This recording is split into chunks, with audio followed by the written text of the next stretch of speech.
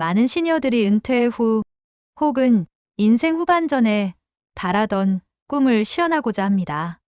텃밭에 가서 소소하게 농사나 짓고 안빈 낙도의 삶을 즐기겠어 라는 분들도 계시고, 노후 준비가 안 된 분들은 임대 아파트라도 들어가서 집세를 아끼고 국민연금과 기초연금으로 생활비를 충당하면서 덜 쓰고 덜 먹고 지내야겠다라고 생각하기도 합니다. 대부분의 시니어들이 동경하는 인생 후반전의 삶을 실제 사례로 들어서 설명드리겠습니다. 국내 5대 대기업에서 영업과 마케팅 부문 임원으로 근무하다가 62세에 퇴직한 박모 씨가 있습니다.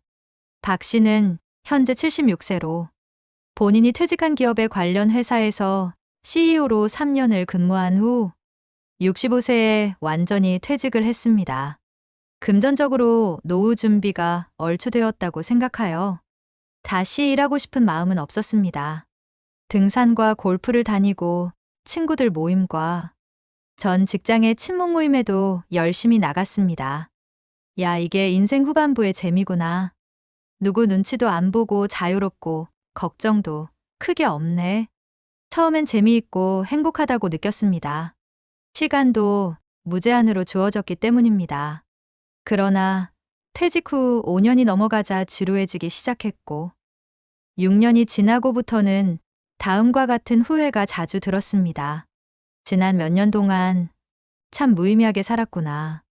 일을 하지는 않더라도 책이라도 한 권 쓸걸. 그래도 한때는 국내 영업과 마케팅 분야 최고 전문가라고 자부했었는데 정말 아쉽다.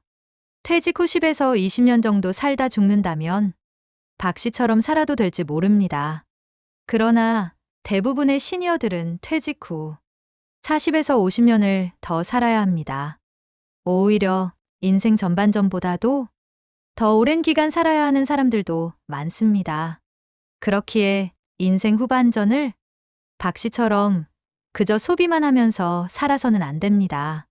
지루함과 무료함을 느낄 확률이 높고 수명의 연장으로 그런 생활이 길어지면 정말로 끔찍한 삶이 될 수도 있기 때문입니다.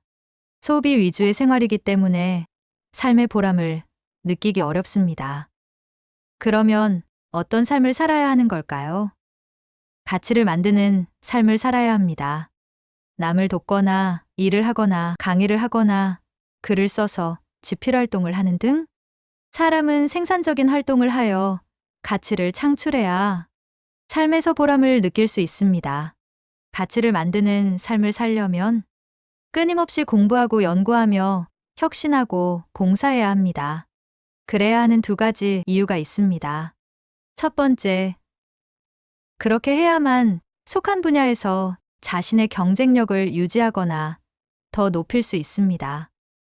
두 번째, 가치 높이기를 포기하는 순간 몸과 마음이 녹쓰는 기계처럼 노쇠하게 됩니다. 6, 70대가 되어서도 가치를 만들기 위해 연구하고 공부하며 일하는 사람은 늙지 않을 뿐 아니라 계속 성장할 수 있습니다. 그렇다면 우리 사회의 현실은 어떨까요? 일하기를 너무 일찍 포기하는 분들이 많습니다. 이제 인생 후반전의 삶은 다르게 살아야 합니다. 90세까지 연구하고 공부하며 가치를 만드는 일에 몰입한다고 생각해 보세요. 돈 걱정 없는 삶, 건강한 삶, 배우자와 자녀 등 주변 사람들과 관계가 좋은 삶을 살 수 있습니다. 그렇게 노력하는데 과연 치매 같은 질환이 여러분 안에 비집고 들어올 틈이 있을까요? 가치를 만드는 삶을 살려면 놀고 즐기는 시계 소비하는 삶 대신 일하는 삶을 살아야 합니다. 그렇다고 소비하는 삶을 살지 말라는 것은 결코 아닙니다. 소비하는 삶이 있어야 재충전할 수 있고 경제 또한 순환되니 말이죠. 가치를 만드는 삶과 소비하는 삶을 적절하게 배분하는 것이 좋습니다. 80대에 20에서 50대 50 사이까지 균형을 이루는 게 바람직합니다. 소비하는 삶은 주말 위주로 즐겨주세요. 대신 주중에는 가치를 만드는 일에 몰입하시기 바랍니다. 소비하는 삶을 가치를 만드는 삶으로 진화시키는 것도 바람직한 방법 중 하나입니다. 서울에 사는 69세 최모 씨의 사례가 대표적인 케이스인데요. 최 씨는 퇴직 후 10년이 지났지만 요즘도 바쁘게 지내고 있습니다. 중견기업에서 유통영업을 하며 맺은 구매 담당자들과의 20여 년 인연을 잘 꾸려왔고요. 모임에 총무를 하면서 조그만 오피스텔을 얻어 공동사무실로 활용하고 있습니다. 회원들과 함께 중소기업의 대형마트, 제품 런칭 컨설팅과 자문역을 하며 월 200만 원의 고정 수입을 올리고 있습니다. 여기까지는 가치를 만드는 삶입니다. 최 씨는 소비하는 삶도 살아왔습니다.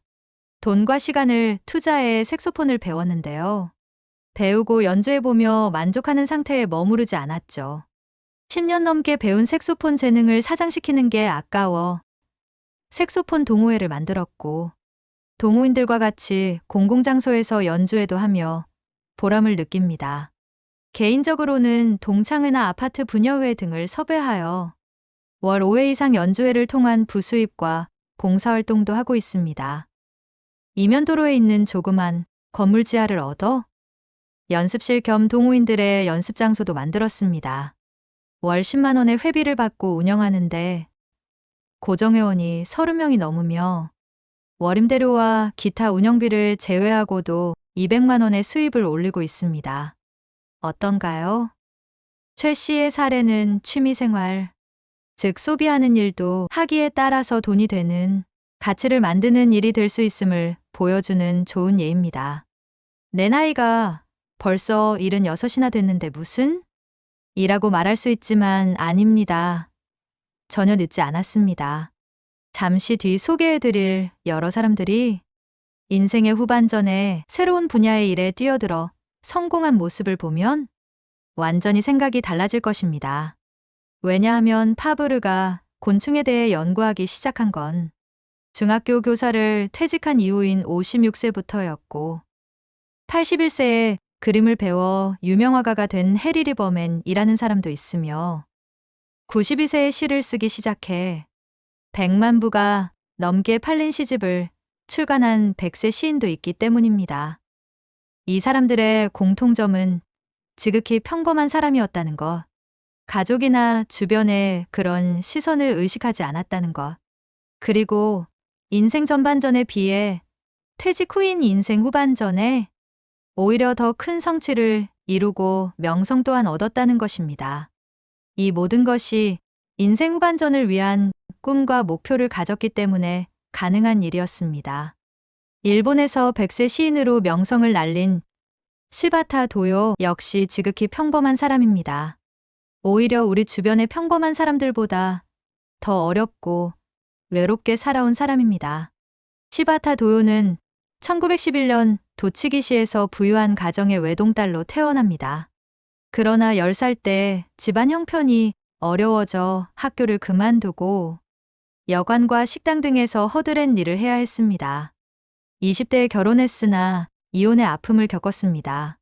33세 때 요리사 시바타 아이키치와 재혼한 후 외동아들을 낳고 지극히 평범한 주부의 삶을 살았습니다. 1992년 남편과 사별한 후 우스노미아에서 20년 넘게 혼자 살다가 2013년 1월 20일 102세의 나이에 타계하였습니다. 그녀는 배운 게 없어 늘 가난했고 두 번째 남편과 사별한 후에는 혼자 사는 게 외로워 죽으려 한 적도 여러 번 있었다고 합니다. 그러다가 그녀의 아들인 게니치가 시를 써보라는 권유로 92세 때에 시를 쓰겠다는 꿈과 목표를 세웠습니다. 그저 시를 써보겠다는 단순한 목표가 아닌 전 세계 사람들이 자신의 시를 읽게 만들겠다는 원대한 꿈이었습니다. 처음에는 신문사에 시를 투고하려 노력하였고 결국 기회를 잡아 투고할 수 있었습니다. 그 이후 계속 노력을 하여 2009년인 그녀의 나이 98세 때 첫 시집인 약해지지 마를 출간할 수 있었습니다. 그 시집은 일본에서만 150만 부 넘게 팔린 베스트셀러가 되었고 한국, 중국, 미국, 이탈리아 등 여러 나라에서 시집으로 출간되어 독자들의 사랑을 받았으니 그녀가 바라던 원대한 꿈이 실현되었다고 볼 수 있습니다. 재미있는 사실은 시집을 출간할 때 자신의 장례 비용으로 모아둔 100만 엔으로 자비 출간을 했다는 것입니다. 왜냐하면 출판사들이 무명 시인의 시집이 안 팔릴 것을 염려해 출간을 꺼렸기 때문입니다. 그녀는 인생이란 늘 지금부터야 라고 말합니다. 2011년 6월 그녀는 100세에 살아가는 힘이라는 두 번째 시집을 출간했습니다. 시바타 도요가 시집을 낼 수 있었던 이유는 많이 늦긴 했지만 92세에 시를 쓰고 시집을 내겠다는 꿈을 꿨기 때문입니다. 아마도 지금 영상을 보시는 분들은 험난한 굴곡과 같은 삶을 살았던 시바타 도요보다 훨씬 좋은 환경일 것입니다. 그녀보다 3, 40년 이상 젊을 테고 덜 외롭고 경제적으로도 덜 어려울 테니 말입니다. 더 외롭고 더 어렵다 한들 뭐가 문제가 될까요? 그래서 인생 후반전의 꿈을 가질 수 없다는 건 핑계일 뿐입니다. 지금 당장 이 나이에 내가 무슨 거동조차 불편한 내가 과연 할 수 있을까? 라는 생각부터 밖으로 던져버리시기 바랍니다. 여기서 시바타 도요의 시 몇 개를 보고 가겠습니다. 첫 번째는 비밀이라는 시입니다. 나 죽고 싶다고 생각한 적이 몇 번이나 있었어. 하지만 시를 짓기 시작하고 많은 이들의 격려를 받아 지금은 우는 소리를 하지 않아. 98에도 사랑은 하는 거야. 꿈 또한 많아. 구름도 타보고 싶은걸. 두 번째 시의 제목은 적음입니다. 들어보시죠. 난 말이지. 사람들이 친절을 베풀면 마음에 적음을 해도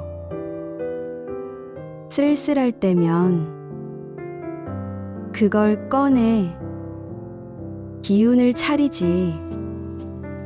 너도 지금부터 모아두렴. 연금보다 좋단다. 마지막으로 들어볼 시는 약해지지 마입니다. 있잖아. 불행하다고 한숨 짓지 마. 햇살과 산들바람은 한쪽 편만 들지 않아. 꿈은 평등하게 꿀 수 있는 거야.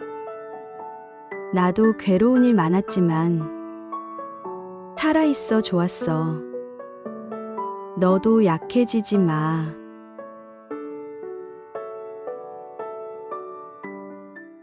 그녀의 감미로운 감정선이 담긴 시를 들어보니 어떠신가요? 시바타 도요는 비밀이라는 시에서 98에도 사랑은 하는 거야 라고 말했습니다. 92에도 98에도 꿈도 꾸고 사랑도 하는 것입니다. 여러분들도 살아온 경험이 많으실 텐데 조금만 노력하면 시인이 될 수 있을 것 같지 않으신가요? 열정과 의지만 있다면 우리 모두 또 다른 누군가가 될 수 있습니다. 멋진 인생 후반전을 위해서는 꿈을 꾸고 그에 맞는 목표를 세워야 할 텐데요. 꿈과 목표를 세울 때 반드시 고려할 것이 있습니다.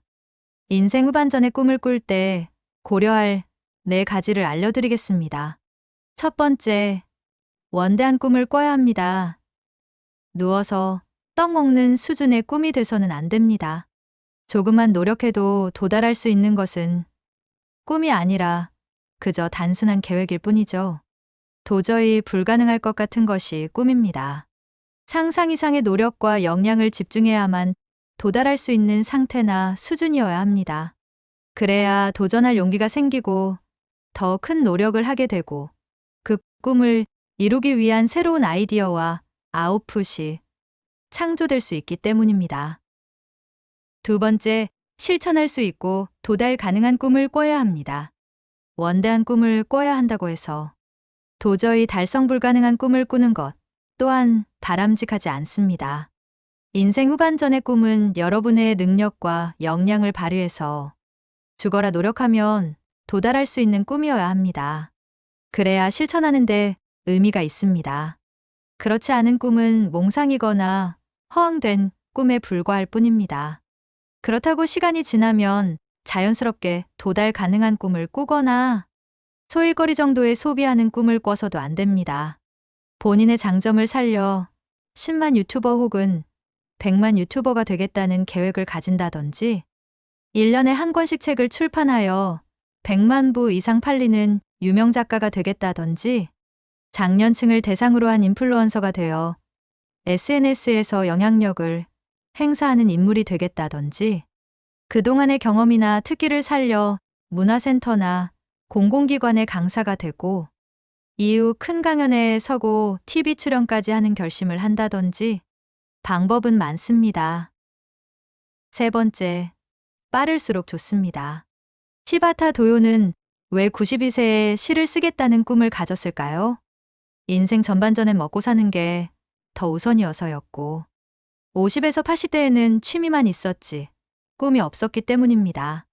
만약 인생 후반전이 시작되는 50대에 시를 쓰겠다는 꿈을 가졌다면 어땠을까요? 노벨 문학상을 받았을지도 모릅니다. 노벨상은 받지 못했더라도 일본 내 문학 관련 상들은 틀림없이 받았을 것입니다. 시집 또한 2번이 아니라 여러 번 출간했을 것입니다.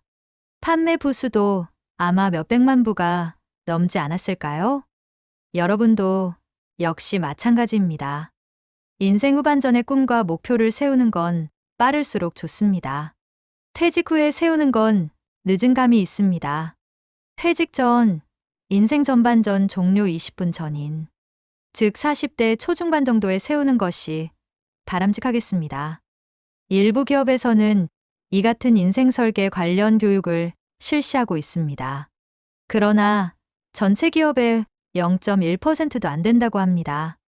공무원도 대부분 평균 퇴직 연령인 60에서 62세가 되기 약 1년 전에 그런 교육을 실시합니다. 안 하는 것보다는 낫지만 조금 늦은 감이 있습니다. 더구나 재무 설계나 전직 설계, 건강 설계가 중심입니다. 문제는 퇴직 후 전직을 해도 대부분 70세 전후에는 그만둬야 한다는 것입니다. 그러므로 인생 후반전 50년 동안 현역으로 살 수 있는 꿈과 목표를 세우는 것이 좋습니다. 네 번째, 평생 현역을 꿈꿔라. 많은 사람들 사이에 회자되는 말 중에 상충되는 말이 있습니다. 정상에 있을 때 내려와라 는 말과 평생을 바쳐온 이 일을 하다가 죽는 게 소원이다 라는 말입니다. 둘 다 참 멋있는 말이죠? 전자는 지금 위치에 연연하지 말고 죽을 때까지 너무 다 먹으려 하지 마라. 그건 추악한 노역이니 세대 교체를 위해 물러날 줄 알아라는 메시지가 담겨 있습니다. 그러나 이는 바람직한 관점이 아닙니다. 세대 교체는 인위적으로 하는 게 아니죠. 실력만이 세대 교체의 원천이 돼야 합니다. 이경규 씨도 재미있는 소감을 밝혀 화제가 되었는데요. 많은 분들이 얘기를 합니다. 박수 칠 때 떠나라. 맞아요. 정신 나간 놈입니다. 정신 나간 놈입니다. 박수 칠 때 왜 떠납니까? 한 사람이라도 박수를 안 칠 때까지. 그렇죠. 그때까지 활동하도록 하겠습니다. 저 진짜로. 1960년생으로 올해 63세인 이경규 씨도 평생 현역을 자처하며 본인의 능력이 다할 때까지 일하겠다는 포부를 밝히기도 하였습니다. 1935년생으로 올해 88세인 이순재 씨도 얼마 전까지 이여왕으로 연극 무대에서 투혼을 발휘하였고요. 1936년생으로 올해 87세인 신구 씨도 아직까지 연극 무대에 서고 계십니다. 정상에 있을 때 후배들을 위해 그만두겠다는 건 현실 도피일 가능성이 높습니다. 그러므로 평생 현역으로 일하겠다는 꿈을 가져야 합니다. 내 꿈은 연기하다가 죽는 것이다. 라는 어느 유명 연기자의 말처럼 여러분들도 평생 현역으로 살겠다는 꿈을 꾸시기 바랍니다. 행복한 노인은 늙지 않는다고 합니다. 여러분들의 행복한 삶을 기원하겠습니다. 오늘 영상이 도움이 되셨다면 가까운 분들에게 공유해 주시고 구독과 좋아요 부탁드리겠습니다. 시청해 주셔서 감사합니다.